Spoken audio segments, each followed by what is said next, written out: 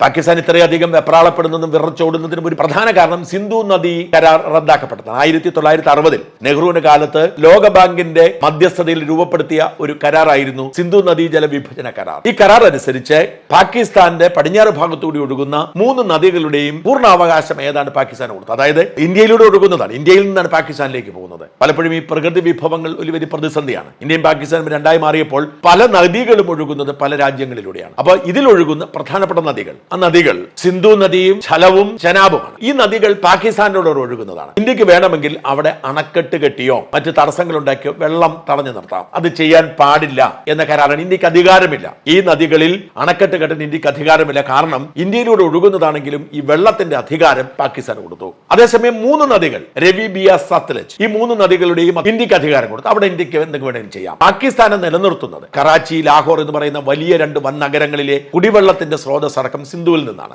മാത്രമല്ല പാകിസ്ഥാന്റെ കർഷക സമ്പദ് വ്യവസ്ഥ നട്ടൽ എന്ന് പറയുന്നത് സിന്ധുവിന്റെ വെള്ളമാണ്. അപ്പോൾ അവിടെ ഇന്ത്യക്ക് അണക്കെട്ട് കെട്ടാനോ വെള്ളം തടസ്സപ്പെടുത്താനോ അനുമതി ഉണ്ടായിരുന്നില്ല. എന്നാൽ ആ കരാർ റദ്ദായതോടെ ഇന്ത്യക്ക് അത് ചെയ്യാം. അതിപ്പോ ഇന്ന് ഓടിച്ചെന്നിട്ട് ഇപ്പൊ അണക്കെട്ട് കെട്ടാനോ വെള്ളം തടസ്സപ്പെടുത്താനോ സാധ്യമല്ല. അതിന് വലിയ നദിയാണ് സിന്ധു. ആ വെള്ളം തടസ്സപ്പെടുത്താൻ വർഷങ്ങൾ വേണ്ടി വരും. പക്ഷെ നമുക്ക് ഇവിടെ അണക്കെട്ട് കെട്ടാനുള്ള അവകാശം തിരിച്ചു കിട്ടിയിരിക്കുന്നു. നമുക്ക് വെള്ളത്തിന് മേൽ നിയന്ത്രണം കിട്ടിയിരിക്കുന്നു. അത് പെട്ടെന്ന് ഒരു സുപ്രഭാതത്തിൽ പാകിസ്ഥാനെ ബാധിക്കുകയോ പാകിസ്ഥാൻ കർഷകരെല്ലാം മുടിഞ്ഞു പോവുകയോ ചെയ്യില്ല. കാരണം അണക്കെട്ട് കെട്ടുക എന്നൊക്കെ പറഞ്ഞ് പതിറ്റാണ്ടുകൾ എടുക്കുന്ന പണിയെ നമുക്കറിയാവുന്നതാണ്. പക്ഷെ ഇന്ത്യ ആ കരാറിൽ നിന്ന് പിന്മാറിയതോടുകൂടി ഇന്ത്യക്ക് ആ വെള്ളം നിയന്ത്രിക്കാനുള്ള അധികാരം തിരിച്ചു കിട്ടിയിരിക്കുന്നു. ഇത് പാകിസ്ഥാനെ മരുഭൂമിയാക്കി മാറ്റി. ഇതാണ് പാകിസ്ഥാനെ ചൊടിപ്പിച്ചിരിക്കുന്നത്.